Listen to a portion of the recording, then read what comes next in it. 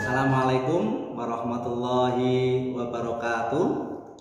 Salam sejahtera untuk Anda semua. Om Swastiastu, Namo Buddhaya, salam kebajikan dan salam Pancasila. Nah, para peserta pembelajar, berjumpa kembali dengan saya, Saifuddin Zuhri, dalam pembelajaran pendidikan Pancasila. Kita akan mengkaji dan menghayati Pancasila karena ini adalah milik kita bersama.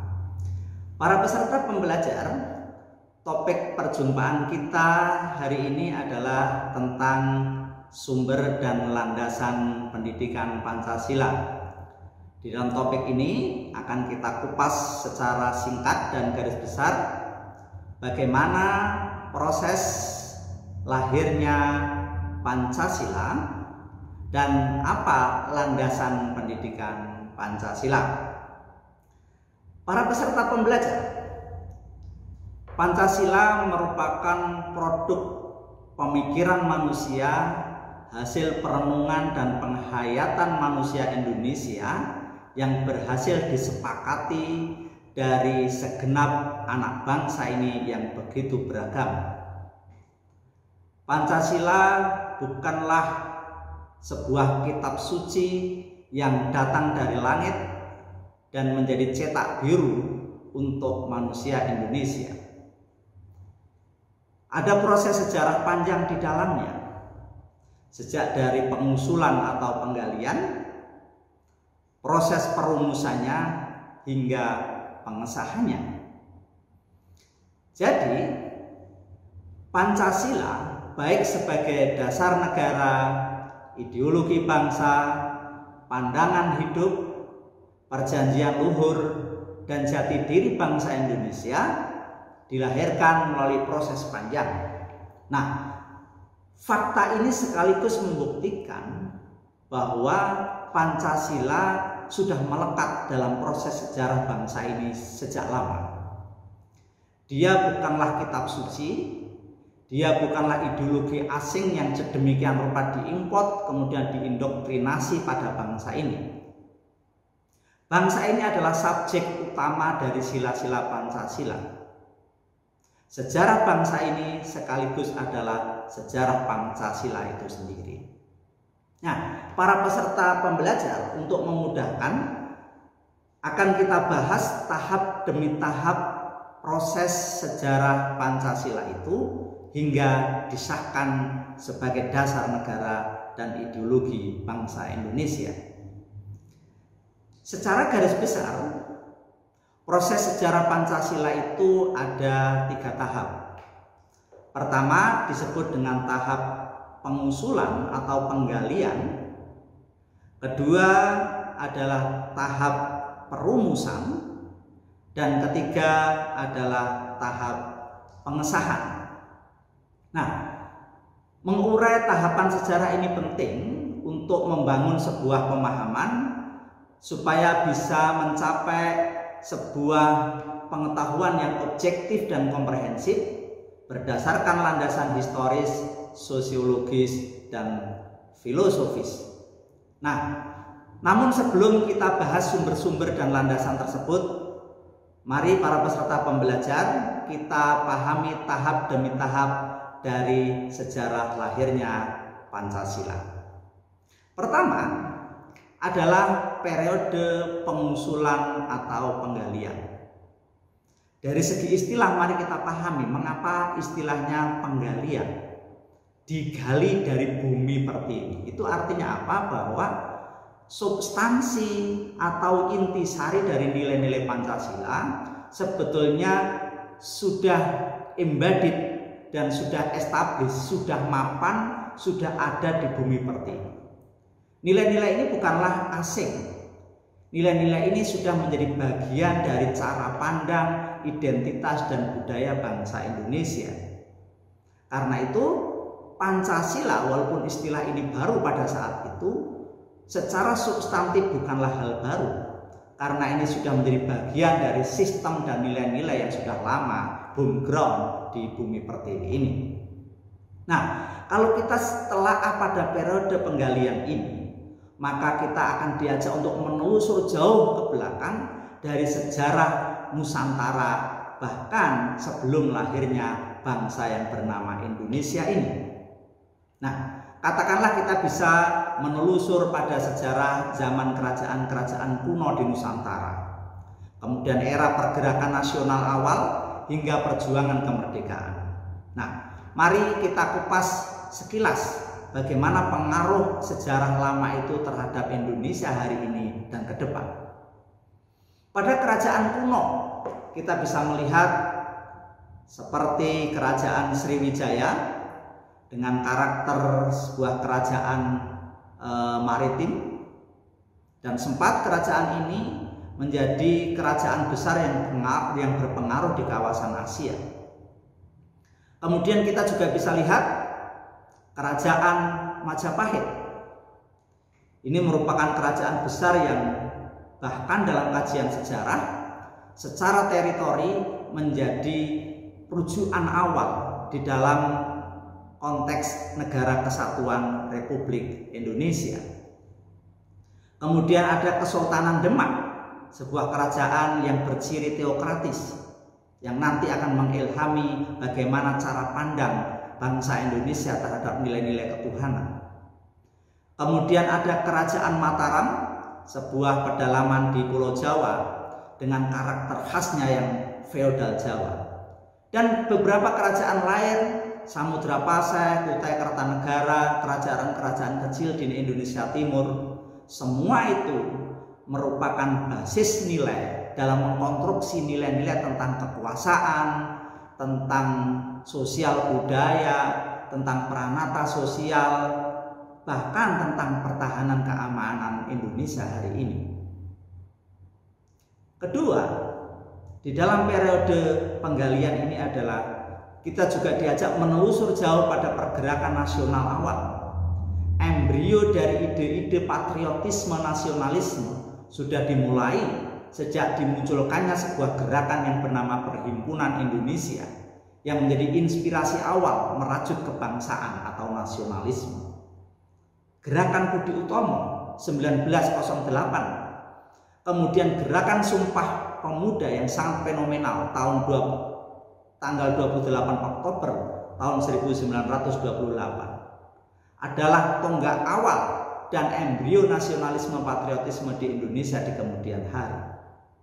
Kemudian puncaknya adalah dimulainya sidang BPUPKI pertama pada tanggal 28 Mei hingga 1 Juni 1945 sebagai forum awal dalam membahas tentang dasar negara. Nah, rentetan sejarah tersebut merupakan satu rangkaian di mana Indonesia dibentuk, di mana Indonesia diformulasikan.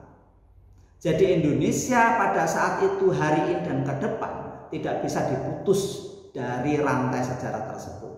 Karena apa yang terjadi hari ini tidak bisa dilepaskan dari pengaruh sejarah masa lalu. Cara pandang kita terhadap kekuasaan, perilaku kita di dalam berpolitik, tingkah laku kita dalam bersosial budaya, cara kita beragama sangat dipengaruhi oleh artefak sejarah masa lalu tersebut. Itulah rumusan atau penggalian nilai-nilai Pancasila pada periode penggalian atau pengusulan. Kedua adalah tahap periode perumusan. Nah, hal yang terpenting yang harus kita ingat di dalam periode perumusan ini adalah mengemuka dalam sidang BPUPKI kedua terutama, yaitu pada tanggal 10 sampai 16 Juli 45, disetujuinya naskah awal pembukaan hukum dasar, ya, yang kemudian dikenal dengan Piagam Jakarta. Nah, Piagam Jakarta ini merupakan naskah awal pernyataan kemerdekaan Indonesia. Ada satu nilai poin yang sangat krusial untuk dicermati dalam Piagam Jakarta, yaitu sila pertama. Ketuhanan Yang Maha Esa dengan menjalankan syariat Islam bagi pemeluk-pemeluknya. Sila pertama dalam Piagam Jakarta ini merupakan manifestasi dari pergolakan politik, terutama adalah kekuatan Islam politik pada saat itu, yang kemudian oleh perubahan konstelasi politik, dinamika yang terjadi baik internal di dalam sidang-sidang BPUPKI atau faktor eksternal konteks Perang Dunia Kedua, maka terjadilah perubahan-perubahan itu yang akhirnya Piagam Jakarta dirubah menjadi versi Pancasila seperti sekarang ini. Nah, tentu para peserta pembelajar untuk menelaah lebih jauh proses-proses sejarah tersebut. Nah, itulah periode perumusan. Kemudian periode pengesahan. Sehari setelah proklamasi kemerdekaan Indonesia, yaitu tepatnya pada tanggal 18 Agustus 1945, akhirnya Pancasila disahkan sebagai dasar negara Republik Indonesia. PPKI, Panitia Persiapan Kemerdekaan Indonesia, yang semula merupakan badan buatan yang sedikit banyak dipengaruhi oleh pemerintah Jepang sebagai penjajah, sejak saat itu lebih mandiri dan sebagai badan nasional yang resmi. Nah, sejak saat itulah kemudian Pancasila sah sebagai dasar negara. Perlu peserta pembelajar ketahui sebagai tambahan tentang sejarah di periode ini adalah perubahan cepat di dunia politik, khususnya internal di Indonesia. Kita tahu bahwa pada saat itu persaingan politik aliran sejak dari kelompok nasionalis, kemudian Islam politik dan sosialisme komunisme sangat runcing perdebatan di situ. Di dalam kelompok nasionalis kita tahu Partai PNI, kemudian kelompok Islam ada dua, yaitu Masyumi dengan NU, kemudian di kelompok sosialis komunis ada PKI. Melalui perdebatan yang panjang, akhirnya aliran-aliran politik ini bersepakat dan jadilah Pancasila seperti versi sekarang ini. Jadi kalau kita lihat, sila-sila Pancasila itu digali, dirumuskan, disahkan melalui pergolakan, melalui perdebatan, melalui proses dialektika. Dan ini melibatkan seluruh unsur anak bangsa yang beragam. Ada kelompok nasionalis, ada kelompok agamawan, ada kelompok komunis. Ide-idenya diflorkan dalam sebuah forum BPUPKI, kemudian dibidani oleh PPKI, akhirnya disahkan sebagai dasar negara Republik Indonesia. Lain daripada itu, para peserta pembelajar, harus juga kita pahami bahwa konteks sejarah eksternal juga terjadi. Kita tahu bahwa pada saat itu adalah sedang berkecamuk Perang Dunia Kedua. Indonesia pada saat itu berada di bawah cengkraman penjajah Jepang, dan Jepang adalah salah satu aktor dan subjek dalam Perang Dunia Kedua.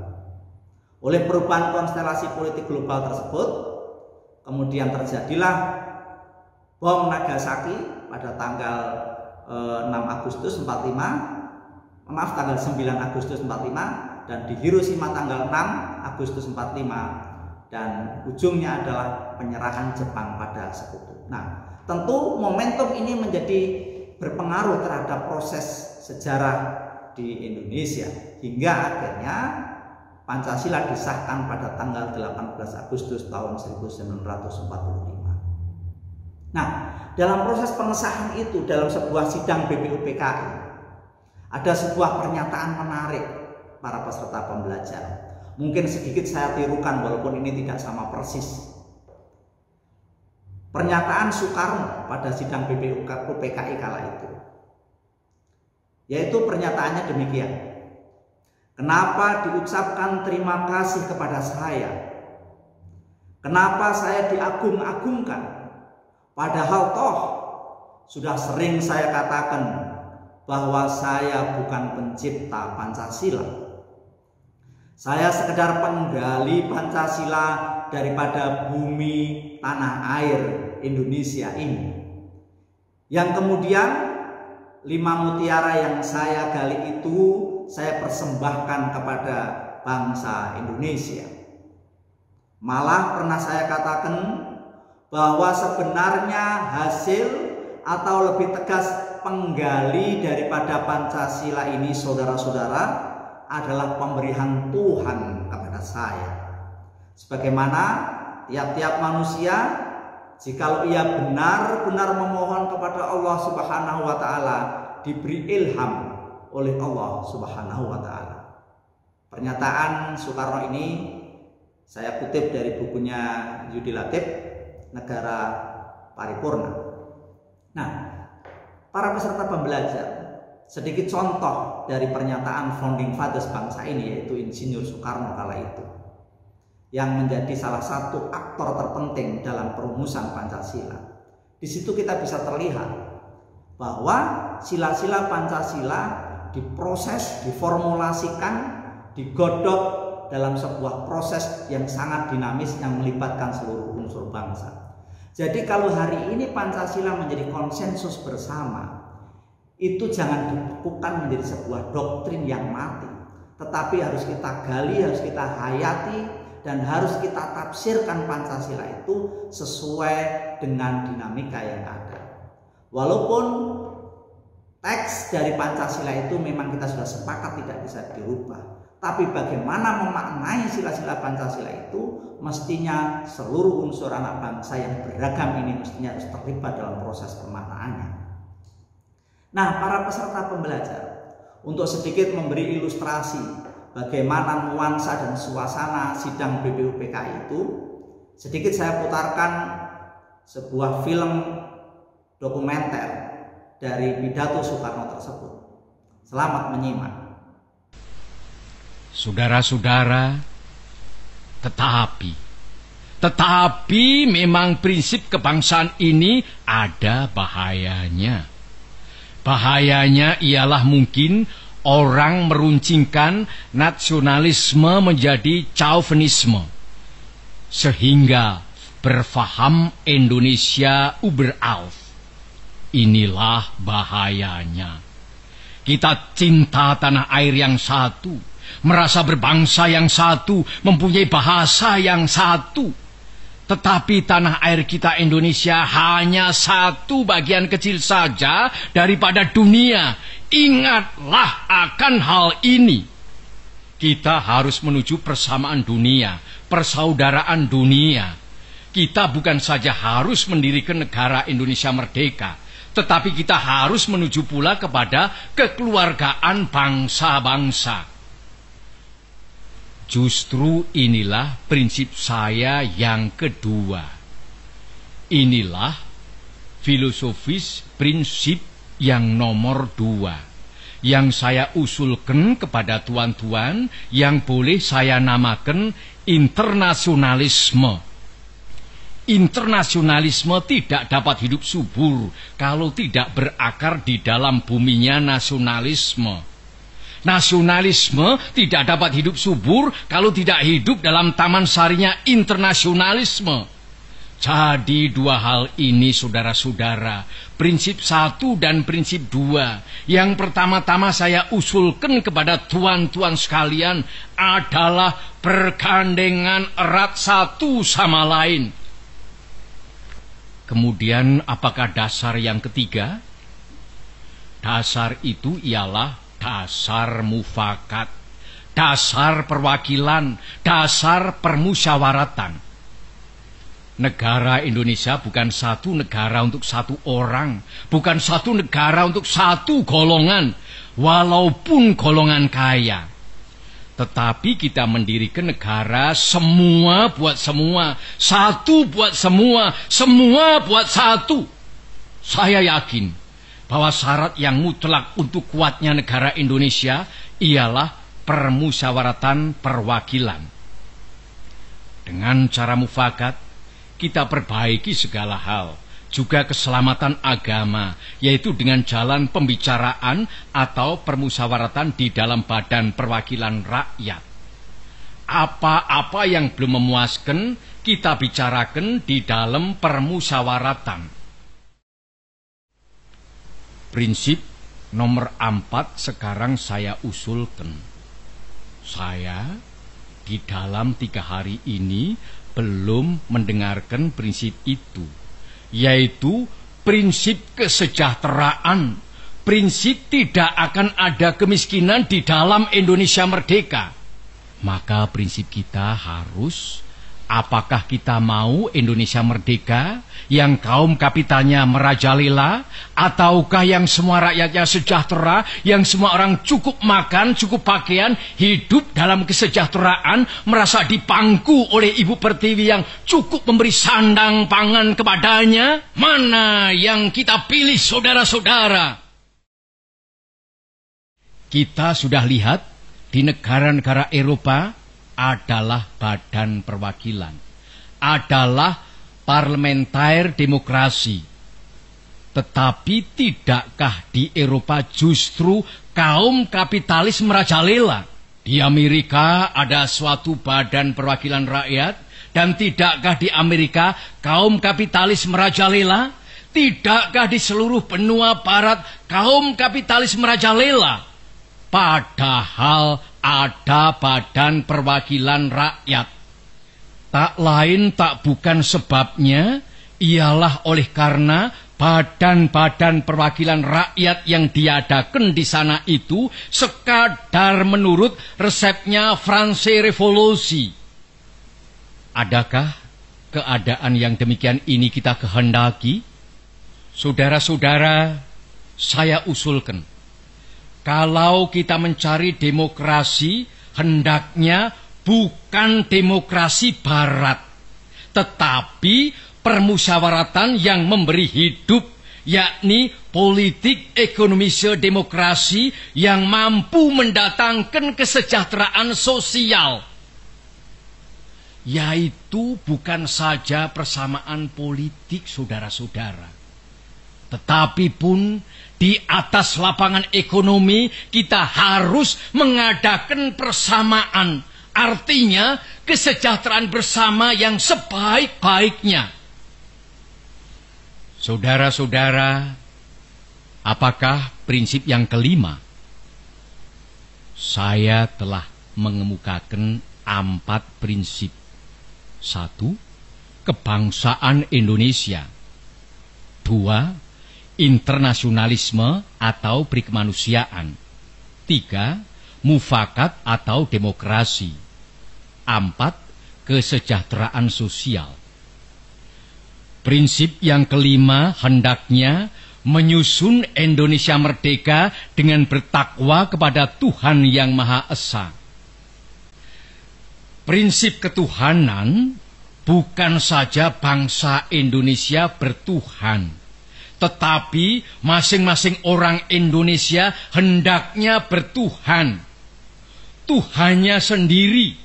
Yang Kristen menyembah Tuhan menurut petunjuk Isa Al-Masih.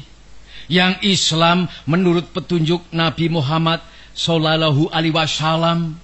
Orang Buddha menjalankan ibadatnya menurut kitab-kitab yang ada padanya. Tetapi marilah kita semuanya bertuhan. Hendaknya negara Indonesia ialah negara yang tiap-tiap orangnya dapat menyembah Tuhannya dengan cara yang leluasa. Segenap rakyat hendaknya bertuhan secara kebudayaan, yakni dengan tiada egoisme agama. Dan hendaknya negara Indonesia satu negara yang bertuhan. Marilah kita amalkan, jalankan agama, baik Islam maupun Kristen, dengan cara yang berkeadaban. Apakah cara yang berkeadaban itu? Ialah hormat menghormati satu sama lain. Marilah kita di dalam Indonesia merdeka yang kita susun ini sesuai dengan itu. Menyatakan bahwa prinsip kelima daripada negara kita ialah ketuhanan yang berkebudayaan, ketuhanan yang berbudi pekerti yang luhur, ketuhanan yang hormat menghormati satu sama lain. Hatiku akan berpesta raya jikalau saudara-saudara menyetujui bahwa negara Indonesia merdeka berasaskan ketuhanan yang Maha Esa. Saudara-saudara, dasar-dasar negara telah saya usulkan. 5 bilangannya. Inikah Pancadharma? Bukan. Nama Pancadharma tidak tepat di sini. Dharma berarti kewajiban. Sedang kita membicarakan dasar. Saya senang kepada simbolik. Simbolik angka pula. Rukun Islam 5 jumlahnya. Jari kita 5 setangan. Kita mempunyai panca indera. Apalagi yang 5 bilangannya? Pendawa 5. Pendawa pun 5 orangnya. Sekarang banyaknya prinsip kebangsaan, internasionalisme, mufakat, kesejahteraan, dan ketuhanan. 5 pula bilangannya. Namanya bukan Pancadharma, tetapi saya namakan ini dengan petunjuk seorang teman kita ahli bahasa. Namanya ialah Pancasila. Sila artinya azas atau dasar. Dan di atas kelima dasar itulah kita mendirikan negara Indonesia kekal dan abadi.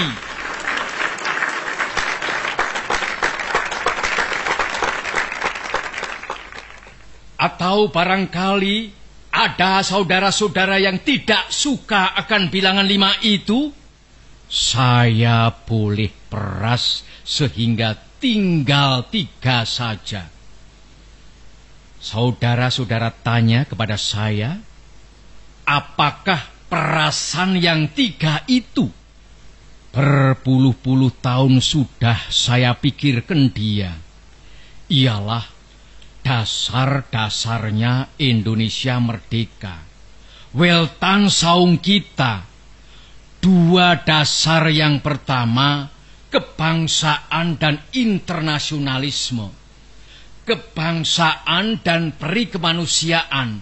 Saya peras menjadi 1. Itulah yang dahulu saya namakan sosionasionalisme. Dan demokrasi yang bukan demokrasi barat, tetapi politik ekonomisme demokrasi, yaitu politik demokrasi dengan sosial rechtvaardigheid, demokrasi dengan kesejahteraan. Saya peraskan pula menjadi 1. Inilah yang dulu saya namakan sosiodemokrasi. Tinggal lagi ketuhanan yang menghormati satu sama lain. Jadi, yang asalnya 5 itu telah menjadi 3. Sosionasionalisme, sosiodemokrasi, dan ketuhanan. Jikalau Tuhan senang kepada simbolik 3, ambillah cara 3 ini. Tetapi barangkali tidak semua tuan-tuan senang kepada Trisila ini dan minta 1 dasar saja. Baiklah, saya jadikan 1. Saya kumpulkan lagi menjadi 1. Apakah yang 1 itu? Sebagai tadi telah saya katakan, kita mendirikan negara Indonesia yang kita semua harus mendukungnya. Semua buat semua. Jikalau saya peras yang 5 menjadi 3 dan yang 3 menjadi 1, maka dapatlah saya 1 perkataan Indonesia yang tulen, yaitu perkataan gotong royong. Negara Indonesia yang kita dirikan haruslah negara gotong royong. Alangkah hebatnya negara gotong royong.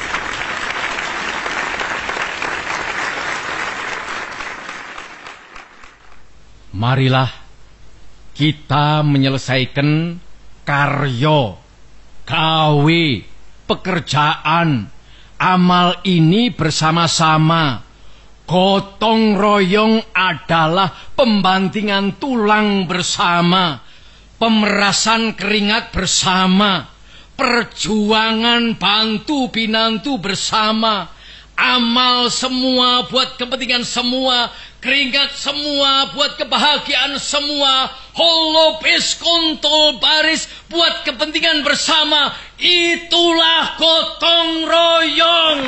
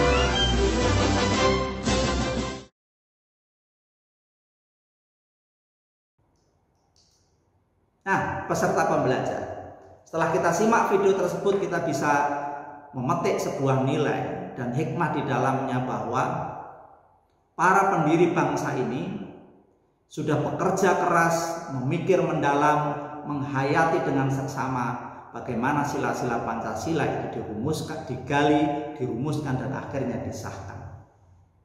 Dengan demikian, penjelasan dan pemahaman ini supaya menjadikan kita lebih menghayati Pancasila bukan hanya sekedar dogma, doktrin, konsep-konsep dan teori semata, tetapi diharapkan kita bisa mengambil hikmah lebih jauh, merefleksikan, merenungkan bahwa begitulah sistem pandangan, tata nilai, sila-sila Pancasila yang mengilhami kita dalam hidup bersama di dalam negara Republik Indonesia. Nah, berikutnya peserta pembelajar, saya ingin bahas tentang landasan dan sumber pendidikan Pancasila setelah kita pahami proses sejarahnya. Nah, landasan dan sumber pendidikan Pancasila setidaknya ada 5 aspek atau 5 unsur. Pertama adalah landasan dan sumber historis. Kedua adalah sosiologis, ketiga yuridis, keempat politis, dan kelima filosofis. Bagaimana masing-masing aspek tersebut penjelasannya? Nah, mari kita kupas satu persatu. Pertama, landasan historis. Sebetulnya ini sedikit banyak sudah saya urai di depan tadi. Ya, tentu saja intinya adalah landasan historis adalah rujukan-rujukan sejarah masa lalu yang sudah saya sampaikan tadi menjadi batu bata, menjadi pijakan Indonesia hari ini dan ke depan. Kerajaan-kerajaan kuno di Nusantara tadi sudah saya sebutkan, itu sangat mempengaruhi bagaimana cara pandang kita terhadap banyak hal hidup di negeri ini. Ya, seperti bagaimana sila pertama, ketuhanan yang Maha Esa, sampai sila kelima, keadilan sosial. Semuanya sangat dipengaruhi oleh sejarah masa lalu tersebut. Kedua, bangsa Indonesia terbentuk melalui proses sejarah yang cukup panjang. Bukan hanya sepenggal periode, 2 periode, tapi sejarah panjang. Itu membentuk karakter bagaimana manusia Indonesia. Dan Pancasila sebelum dirumuskan dan disahkan menjadi dasar negara Indonesia, secara objektif historis telah dimiliki oleh bangsa Indonesia atau disebut dengan kausa materialis. Inilah bahan dasar dari sila-sila Pancasila. Jadi kalau di dalam sila Pancasila ada ketuhanan yang Maha Esa, apakah nilai-nilai ketuhanan itu didapat bangsa Indonesia ketika merdeka? Tidak. Jauh sebelum kita menjadi negara yang bernama Indonesia, bahkan sebelum hadirnya agama-agama resmi di Indonesia, itu dalam cara pandang bangsa Indonesia sudah lama mengenal namanya konsep Tuhan. Dalam menjalani hidup ini nilai-nilai ketuhanan sangat melekat. Bagaimana bercocok tanam, bagaimana kultur masyarakat maritim dan lain sebagainya. Begitu juga nilai-nilai kemanusiaan. Apakah bangsa Indonesia mengenal hak asasi manusia karena penjajah, karena dokumen hak asasi manusia dari PBB? Tidak. Dalam sistem budaya kita sudah mengenal budaya-budaya yang berperi kemanusiaan. Konsep mengenai persatuan, sila ketiga. Apakah bangsa Indonesia mengenal konsep negara kesatuan, NKRI harga mati? Itu karena lebih pengaruh penjajah atau kesepakatan setelah Indonesia merdeka? Tidak. Saya ambil contoh, kerajaan-kerajaan besar, Sriwijaya, kemudian Majapahit, sudah menjadi peletak dasar bagaimana membangun teritori kekuasaan. Bahkan Patih Gajah Mada melalui Sumpah Palava itu menarik garis batas teritori yang sedemikian luas, dan Nusantara adalah satu kesatuan walaupun kita negara kepulauan. Kerajaan Demak memberi basis di dalam pondasi pemahaman tentang nilai-nilai moral ketuhanan. Dan kerajaan-kerajaan lainnya yang saya kira berpengaruh dalam sistem budaya Indonesia selanjutnya. Begitu juga dalam proses perumusannya, pergolakan politik baik internal maupun eksternal pada tahun 45, semuanya memberi pengaruh pada ketatanegaraan Indonesia berikutnya. Nah, itulah para peserta pembelajar yang dimaksud dengan landasan historis. Intinya, sejarah masa lalu menjadi bagian tak terpisahkan dari sejarah Indonesia saat itu dan Indonesia ke depan. Maka ada istilah menarik, jas merah, jangan pernah melupakan sejarah. Kemudian kedua adalah landasan politis. Saya mengutip karya salah satu pemikir politik di Indonesia, yaitu Miriam Budiarjo, mengatakan bahwa ideologi politik adalah himpunan nilai-nilai ide, norma-norma, kepercayaan dan keyakinan, suatu Weltanschauung yang dimiliki seseorang atau sekelompok orang atas dasar mana dia menentukan sikapnya terhadap kejadian dan problem politik yang dihadapinya dan menentukan tingkah laku politiknya. Jadi para peserta pembelajar, jika hari ini walaupun kita sudah mengadopsi sistem demokrasi, kita sama-sama sepakat bahwa demokrasi sebagai metode menentukan pemimpin, memilih siapa presiden, siapa gubernur, siapa bupati wali kota, siapa lurah, dan lain sebagainya. Namun harus disadari bahwa walaupun sistem-sistem politik itu bersifat modern, dan mungkin ini sedikit banyak pengaruh dari penjajahan, namun basis kultur masyarakat kita tidak bisa dilepaskan oleh sejarah masa lalu, termasuk feodalisme. Saya ambil contoh adalah kultur patron klien. Walaupun hari ini ada pemilu contohnya, mengapa tradisi dinasti, kekeluargaan, ikatan primordial, entah itu suku maupun agama, tetap menjadi variabel pengaruh yang sangat penting di dalam belantika politik Indonesia, karena Indonesia hari ini tidak bisa dilepaskan masa lalu. Itulah mengapa bangsa ini begitu kreatif dan inovatif ketika mengadopsi nilai-nilai baru di dalam politik modern. Saya ambil contoh, ketika ada nilai-nilai sekulerisme, Indonesia menawarkan ketuhanan, di mana Tuhan yang dimaksud di sini bukan berdasarkan agama tertentu, tetapi Tuhan yang berperi kemanusiaan. Di dalam demokrasi ada pemilu, ada voting, tapi Indonesia menawar dengan musyawarah mufakat. Di dalam negara modern ada konstitusi, ada hukum positif, tapi bangsa ini melengkapi dan meragami dengan hukum-hukum adat istiadat, dengan penyelesaian kekeluargaan dan lain sebagainya. Nah, ini membuktikan bahwa manusia Indonesia termasuk struktur kekuasaan Indonesia tidak bisa hanya sepenuhnya berdasarkan referensi tunggal. Ada faktor sejarah yang sangat berpengaruh. Dan andil di dalam mengkonstruksi bagaimana mengelola Indonesia dan berperilaku dalam ruang waktu yang bernama Indonesia ini. Itulah faktor politisnya. Kemudian landasan sosiologis yang harus kita sadari lebih awal adalah setiap bangsa di dunia ini memiliki rujukan kultural tertentu. Ada sumber-sumber budaya yang menentukan bagaimana berbangsa. Secara kultural, nilai-nilai Pancasila sudah dimiliki dan melekat dalam karakter kultur bangsa Indonesia. Karena itu, Pancasila merupakan budaya bangsa dan kepribadian bangsa. Tadi sudah saya jelaskan bahwa kita mengenal tentang Tuhan, kemanusiaan, persatuan, musyawarah mufakat dan keadilan sosial.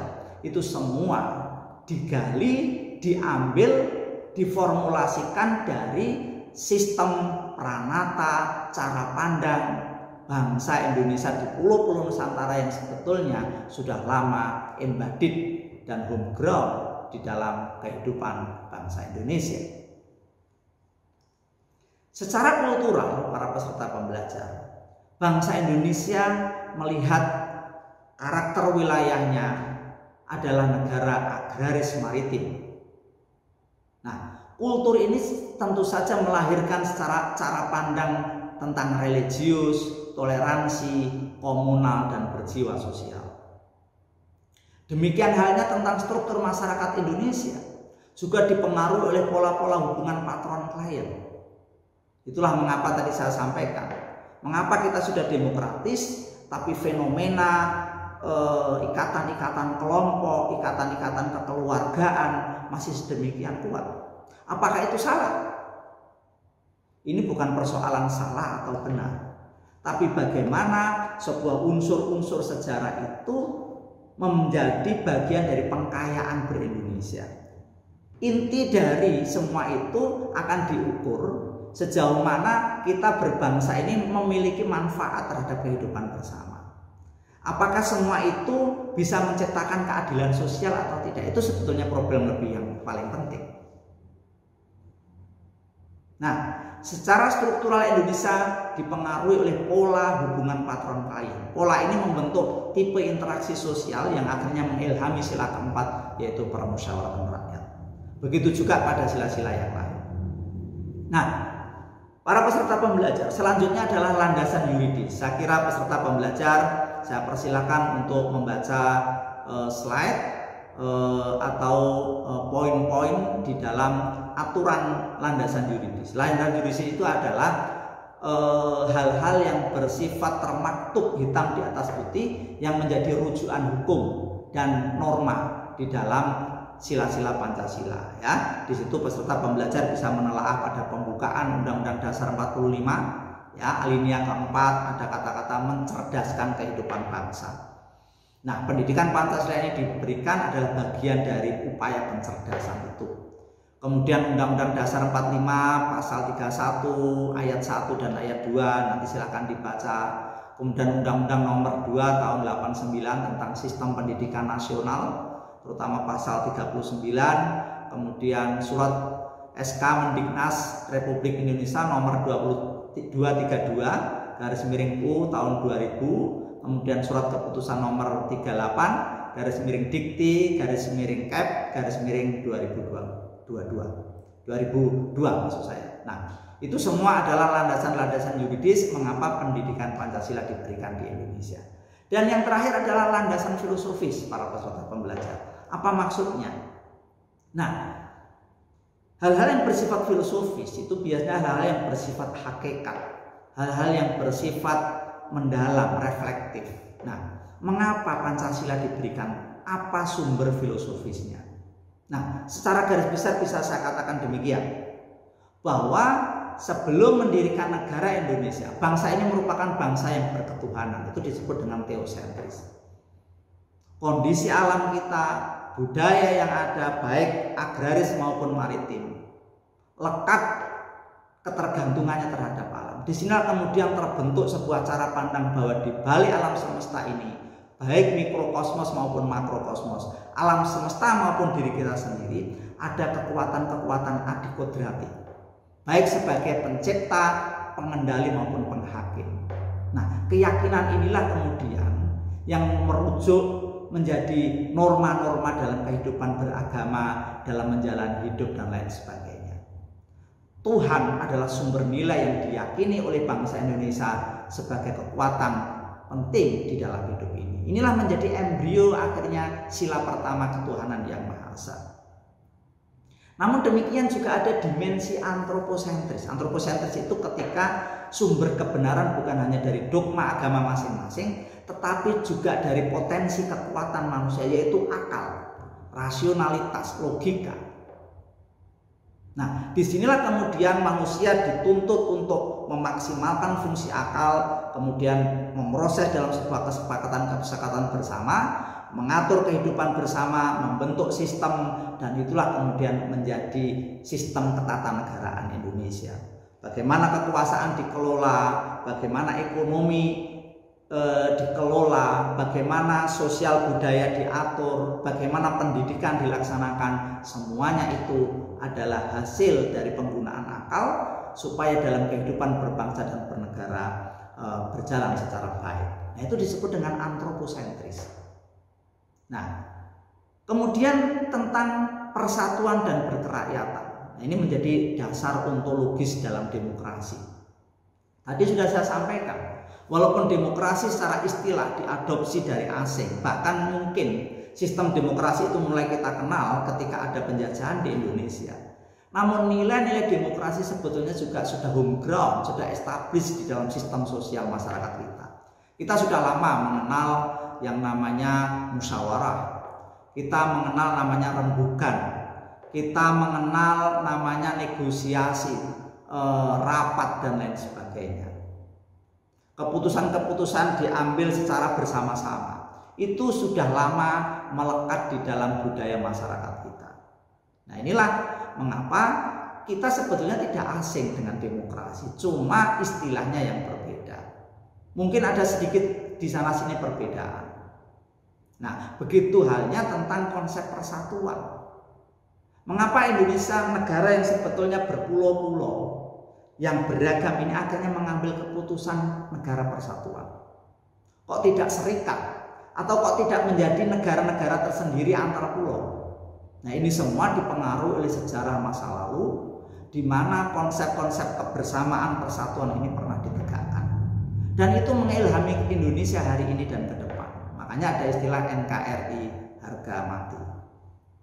Nah, para peserta pembelajar, Pancasila merupakan sumber nilai dalam pelaksanaan kenegaraan. Itulah yang pada akhirnya ketika Pancasila disahkan dan resmi menjadi ideologi negara, menjadi dasar negara, menjadi jati diri, menjadi pandangan hidup bangsa Indonesia, teramu dan terformulasikan dalam sila-sila Pancasila sebagaimana yang hingga hari ini teruji dalam sejarah menjadi milik kita bersama. Nah, para peserta pembelajar itu pula yang nanti mengilhami apa tujuan pendidikan Pancasila. Saya kira para peserta pembelajar saya mohon untuk menelaahnya secara mandiri. Demikian yang bisa saya sampaikan para peserta pembelajar. Saya berharap semua ini dipelajari lebih jauh secara mandiri. Mohon para peserta pembelajar untuk membaca beragam referensi. Sampai di sini, semoga apa yang saya sampaikan ini bermanfaat. Kurang lebihnya mohon maaf. Jaga kesehatan dan sampai jumpa kembali dengan saya Saifuddin Zuhri dalam topik selanjutnya. Salam sehat, salam Indonesia. Wassalamualaikum warahmatullahi wabarakatuh.